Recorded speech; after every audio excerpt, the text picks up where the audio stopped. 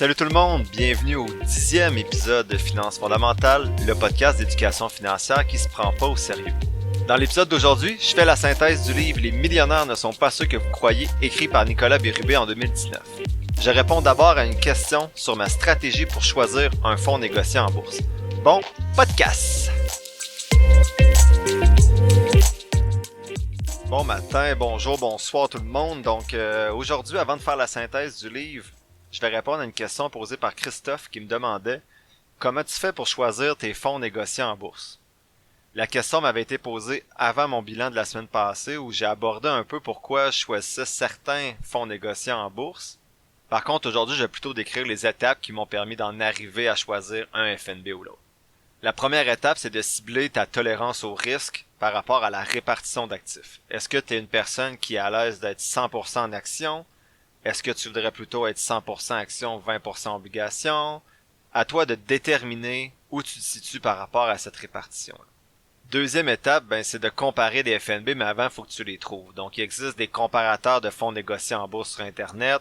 Personnellement, tout ce que j'ai fait, c'est simple. Je suis allé sur Google, j'ai trouvé les principaux fonds négociés en bourse dans les différents indices qui m'intéressaient. Bon, j'ai créé un fichier Excel, je vois déjà ma blonde qui roule des yeux avec mes fichiers Excel, mais j'ai créé un fichier Excel pour comparer, exemple, les 5-6 principaux fonds négociés en bourse pour chacun des indices.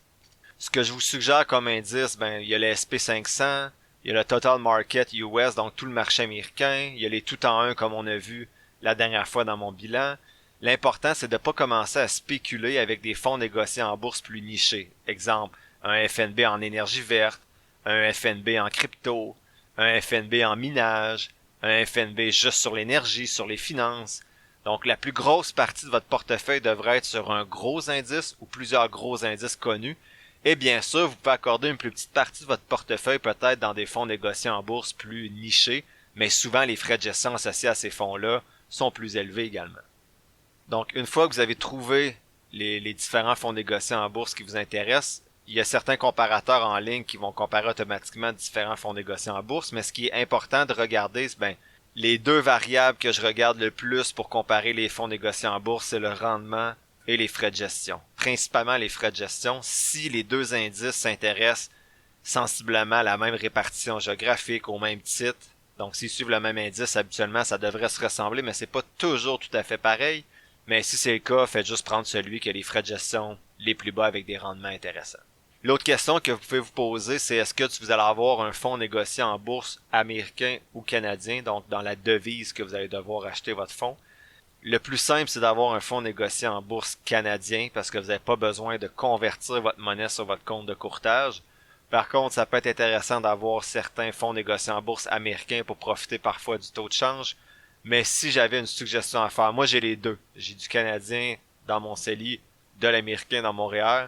Mais si j'avais une suggestion à faire et c'est pas une recommandation, j'irais avec un fonds négocié en bourse canadien. Et celui que je vous suggérais la dernière fois, c'est le tout en un XEQT. Ou bien quelque chose comme le fonds négocié en bourse VFV qui lui suit le SP500, donc l'indice américain. C'est tout, il n'y a pas d'autre étape. Un coup que vous avez fait ça, vous prenez le meilleur à vos yeux. Je refais moi ce travail-là une fois par année pour m'assurer que mes fonds négociés en bourse demeurent toujours compétitifs. Voilà Christophe, j'espère que ça répond bien à tes questions, puis surtout merci d'avoir pris le temps de m'écrire. Sinon, pour le segment de la synthèse du livre d'aujourd'hui, je vous résume, je vous synthétise le livre « Les millionnaires ne sont pas ceux que vous croyez », écrit par Nicolas Bérubé en 2019. Bon, en introduction, c'est important de vous mentionner que je serai peut-être pas très objectif aujourd'hui par rapport à ce livre-là parce que j'ai vraiment capoté en le lisant. J'ai d'abord été surpris. Je pensais pas que ça allait être ce type de livre-là. Je pensais qu'on allait me présenter le millionnaire typique, donc me parler de sa personnalité, et ainsi de suite. Donc dans ma tête, ça allait être ça. Ce que ça montre finalement le livre, c'est que devenir millionnaire est plus accessible qu'on le pense. Bon, accessible peut-être pas, mais je dirais à la portée de plus de gens qu'on peut le penser et que ça repose sur des choix. Donc sans plus tarder, le premier élément clé que je veux partager avec vous, c'est qui sont les millionnaires du Québec? Si je vous dis tout de suite, là, je vous laisse 5 secondes pour vous imaginer une personne millionnaire, vous pensez à quoi? Vous pensez à du linge, des voitures de luxe, des gros bateaux, des voyages dans des endroits paradisiaques, la grosse piscine creusée. Moi aussi, c'est l'image que j'avais, puis ce livre démystifie justement la vision des gens millionnaires à travers le parcours de Québécois bien ordinaires qui gagnent entre 30 000 et 100 000 $ par année, mais qui sont pourtant devenus millionnaires. Le truc, comme vous devez commencer à le deviner avec les épisodes précédents, c'est tout simplement d'avoir des principes d'épargne pour mettre de l'argent de côté et d'investir cet argent-là sur le long terme. Il y a eu le même type de travail qui a été fait aux États-Unis et les chiffres montraient qu'il y a à peu près 80% des millionnaires aux États-Unis, si je me rappelle bien, qui gagnent moins de 100 000 $ par année. Attention, on parle de millionnaires en actifs, comme on a vu à l'épisode 8, les actifs, ça inclut la maison, voiture, ainsi de suite, et non pas en salaire. Comme on vient de voir, il y en a plusieurs qui font en bas de 100 000 $. Bien sûr, il y a des millionnaires comme on les imagine, sans rien enlever à leur qualité personnelle, parce que l'argent fait pas de toi une personne différente, ça amplifie juste qui tu es à la base, mais le livre montre que la majorité des personnes millionnaires sont des gens comme vous et moi de la classe moyenne, qui ont fait de bons choix tôt dans leur vie. Le deuxième élément clé que j'ai retenu se rapproche du premier, c'est que tout le monde peut être millionnaire. D'abord, je veux dire que le livre se lit super bien puis il est le fun à lire parce qu'il présente concrètement des personnes qui ont pas du tout le même profil mais qui sont pourtant tous millionnaires. Donc, un mécanicien, un vendeur de balayeuses, un ingénieur. Et on se dit que ça pourrait être nous parce que les personnages nous font penser à nos voisins, à des gens qu'on connaît avec des salaires réalistes. Ce qui est encourageant, c'est que peu importe le salaire qu'on fait, du moment qu'on utilise intelligemment cet argent-là et qu'on investit tôt, la richesse va nous sourire avec le temps. Bien sûr, si on s'apitoie sur son sort et on pense que notre situation est beaucoup plus difficile que les autres et qu'on peut rien mettre de côté, on n'avancera pas dans l'épargne qu'on va réussir dans l'argent qu'on va réussir à mettre de côté, les investissements qu'on va faire, et je crois qu'il y a toujours des dépenses qui sont possibles de couper pour la majorité des gens. Bien sûr, il y a certaines personnes qui sont dans des situations réellement particulières. Je réitère qu'être millionnaire, c'est un choix. T'es pas obligé du tout d'être millionnaire, mais ça montre le livre qu'on peut se créer une liberté financière, peu importe notre situation. Le troisième élément clé, il va avoir un sentiment de déjà vu, c'est se payer en premier. Il n'y a pas de recette miracle, il faut se payer en premier. C'est le conseil qu'on entend souvent dans les livres que je vous synthétise depuis le début du podcast. Mais pourtant, c'est un conseil qui est vraiment pas souvent appliqué. Se payer en premier et ensuite, on va dépenser pour les autres. L'approche de l'auteur dans ce livre-là est un peu la même que celle de Robert Kiyosaki dans l'épisode 7 de Père riche, Père pauvre. C'est de placer tout de suite 10% de vos revenus avant même de payer le reste de vos dépenses. Je continue de nuancer peut-être pour commencer. Ça peut être un 10% après les dépenses essentielles. Et ça devient automatique le virement et tu apprends à vivre avec ce qu'il te reste par la suite. Comme je l'ai déjà dit, l'avantage c'est que ça t'évite de trop penser à ça parce qu'une fois que ton 10% est parti dans ton compte de courtage ou 20 ou 30%, là, une fois que c'est fait, tu peux dépenser le reste sans ressentir aucune culpabilité ou bien investir un peu plus d'argent chaque mois si c'est ce que tu as le goût de faire. Le quatrième point que je voulais vous parler, j'ai résumé en fait les différentes stratégies qui ressortaient pour chacune des personnes dans le livre. La première stratégie, c'était la frugalité. Donc, la majorité des millionnaires dans le livre sont très frugaux. Ils ont des voitures peu dispendieuses, mais fiables. Ils ont des maisons en deçà de leurs moyens. Ils vont au restaurant seulement à l'occasion. Ils prennent un café à la maison au lieu d'aller au restaurant. Ils ont des loisirs qui sont gratuits ou qui coûtent peu cher. Je vais nuancer un petit peu. Je pense qu'on peut réussir quand même à épargner selon votre salaire, bien sûr, sans être totalement frugal, mais je peux comprendre qu'être frugal, pour certains, c'est nécessaire s'ils veulent être capables d'en mettre de côté. Ce qu'il faut retenir de ça, c'est que quand on s'habitue à un niveau de vie, c'est difficile ensuite de revenir en arrière. Mais est-ce qu'on en a vraiment besoin de ce niveau de vie-là? Personnellement, je pense pas. Je peux donner l'exemple de ma nouvelle voiture avec laquelle j'ai des bancs chauffants, un volant chauffant. J'apprécie ces options-là et j'aurais de la misère à m'en passer maintenant l'hiver. Mais j'ai jamais eu besoin de ça avant. J'ai vécu longtemps avec des voitures, pas d'air climatisé, pas de banc chauffant, pas de volant chauffant, et ça allait bien. Mais maintenant que j'ai vécu avec ce luxe-là, j'aurais de la misère à m'en passer. Donc ça, c'est juste un exemple avec la voiture. Mais il y a des gens qui vont se créer des luxes avec 1 ou 2 restaurants chaque semaine, 1, 2, 3 voyages chaque année, et un coup que tu as goûté à ce luxe-là, tu as de la misère de t'y passer. Donc l'important, c'est d'essayer d'avoir un rythme de vie qui respecte notre budget, tout en nous permettant d'en mettre 10% de côté, 20%, 30% selon vos objectifs. Ça revient aussi à quelque chose que j'ai déjà dit dans des épisodes précédents. Vous pouvez bien sûr dépenser, mais essayez de concentrer vos dépenses sur des choses qui vous rendent vraiment heureux et de couper dans le reste qui est un petit peu plus superflu pour votre bonheur. La deuxième stratégie, on l'avait vu dans l'épisode 7, c'est que les personnes millionnaires dans le livre achetaient des actifs et non des passifs. Je vous rappelle, un actif, c'est quelque chose qui permet d'ajouter de l'argent dans vos poches, donc un immeuble à logement, des actions en bourse, développer une entreprise, alors qu'un passif, c'est quelque chose qui va retirer de l'argent de votre poche, votre cellulaire, votre voiture, vos dépenses au restaurant, et ainsi de suite. La troisième stratégie, c'est de négocier votre contrat, en fait, votre forfait de télévision et Internet. C'est fou les montants que certains sauvaient par mois dans le livre. La quatrième stratégie, c'est des gens qui regardaient pas leur placement. C'était des virements automatiques et ça évitait que l'émotion entre en jeu et qu'ils soient enclins à vendre certaines de leurs actions à cause qu'ils sont stressés d'une baisse du marché boursier. C'est des gens souvent qui avaient une seule voiture pour le couple, ensuite qui avaient une petite maison et qui avaient des forfaits cellulaires qui avaient du bon sens.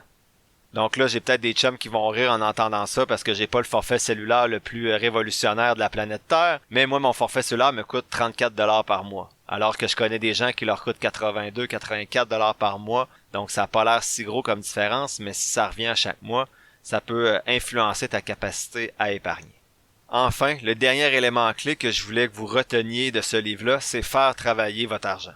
Surtout, faire travailler votre argent dans le temps. La plus belle magie dans le domaine financier, c'est la magie des intérêts composés, donc l'argent qui commence à travailler pour vous et qui travaille de plus en plus pour vous. Juste pour illustrer un peu plus concrètement la magie des intérêts composés, j'ai fait un exemple à un rendement de 7%. 7%, c'est en bas du rendement moyen de l'indice américain sur 10-15 ans. Donc, si un couple mettait 10$ par semaine, donc 5$ chaque sur 10 ans, dans leur compte de courtage, ils se retrouvaient avec un montant de 7500$. Et sur ce montant-là, il y aurait 2,3, donc 2300$ qui auraient été des intérêts composés. Par contre, si on va sur 30 ans, qui mettent toujours 5$ par semaine pendant 30 ans chaque, donc 10$ au total, leur compte de courtage serait rendu à 52 865$. Et ils auraient reçu 37 000$ en intérêts composés. Donc, vous voyez, là, on est rendu seulement avec à peu près un 15 000$ de placé et un 37 000$ d'intérêts composés. Et si on amène ça sur 50 ans, on est rendu à peu près à 236 000$ avec 210 000$ d'intérêt. Donc ça, c'est la magie des intérêts composés. Et si on s'en va à 100$, ben, puis on refait la même chose sur 10 ans, donc 50$ chaque, ben, dans 10 ans, vous avez 75 000$. Puis là-dedans, il y a 23 000$ d'intérêts composés. Et dans 30 ans, ben, vous auriez 529 000$. Toujours en mettant 100$ par semaine, donc 50$ chaque. Et sur ce 529 000$-là, vous auriez 373 000$ qui sont des intérêts composés. Donc 373 000$ que vous n'auriez jamais eu si vous n'aviez pas mis votre 50$ par semaine. En fait, si vous n'aviez pas investi ce 50$ chaque-là par semaine, parce que si vous l'avez mis dans votre compte en banque, bien sûr, il y aurait un petit 0,5% de rendement, mais c'est important que vos épargnes soient investies dans des véhicules qui leur permettent d'avoir des rendements intéressants pour maximiser votre patrimoine familial ou individuel. Je vais vous éclairer encore un petit peu avec les chiffres parce que vous savez que j'aime ça faire des calculs. J'ai fait le même calcul mais avec le régime épargne-études qui donne un 30% de rendement assuré. Donc pour atteindre le maximum permis de 2500$ par année pour avoir accès aux subventions gouvernementales, il faudrait que chacun des membres, en fait, il faudrait que le couple mette 48$ par semaine dans un compte de courtage de régime épargne-études. Donc, chacun des membres du couple, le père et la mère, mettent 24$ par semaine. Donc, retenez ce chiffre-là, 24$ par semaine. Si on dit que vous m'écoutez aujourd'hui, vous êtes dans la trentaine, vos enfants ont déjà à peu près 7-8 ans, vous êtes un petit peu en retard, vous n'avez même pas commencé à mettre de régime épargne-études, sachez qu'en mettant 24$ chaque par semaine, donc 48$ par semaine en couple pendant 10 ans, vous allez maximiser une partie des allocations qui vous sont permises et dans 10 ans, votre enfant se retrouve avec un rendement de 7% toujours à 47 300$. Donc, en mettant 24$ par semaine chaque, dans 10 ans, les études de votre enfant sont payées, il y a 47 300$. Je suis allé un petit peu plus loin. J'ai dit, mettons que les études de votre enfant coûtent seulement 20 000$. Je pense qu'on est capable de s'en sortir. Votre enfant va apprendre à travailler à travers ça aussi. Et il lui reste 27 000$ environ pour investir. On va dire qu'il met dans un CELI, avec le maximum qu'il peut contribuer à chaque année. Il place 27 000$ dans un CELI. Dans 10 ans, il est rendu à 54 300$. Il peut s'acheter une maison, il peut le mettre dans un CELIAP pour avoir un retour d'impôt quand il est rendu avec un salaire intéressant. Mettons qu'il ne s'achète pas de maison, qu'il investit le 27 000 tout en une fois au début avec un rendement de 7%. Dans 50 ans, à sa retraite à 68 ans, on va dire qu'il prend sa retraite un peu tard, il y a 885 000 dans son compte. Donc, je veux juste faire une synthèse de tous les chiffres qu'on a dit là par rapport au régime épargne études. Donc, si en couple, vous mettez 24 $ chaque par semaine dans un compte de courtage pour un régime épargne études avec un rendement réaliste et moyen de 7%, non seulement vous payez les études de vos enfants et en plus vous évitez de payer ça plus tard, mais en plus, si vous éduquez vos enfants à l'aide de mon podcast et qu'ils placent un certain montant de côté en début de vie, donc très jeune, et qui touche pas ce montant-là, puis qui fait rien d'autre le reste de sa vie, il peut tout dépenser, rien mettre de côté. Vous payez non seulement les études de vos enfants, mais leur retraite est déjà assurée. Donc pour 24 $ par semaine, la vie financière de votre enfant est peut-être pas assurée, mais en tout cas, il part du bon pied. Et là, ce que je vous dis là comme chiffre, c'est pas de la magie, c'est les intérêts composés. Vous pouvez rentrer ça dans la calculatrice de l'autorité des marchés financiers, vous allez arriver au même montant que moi.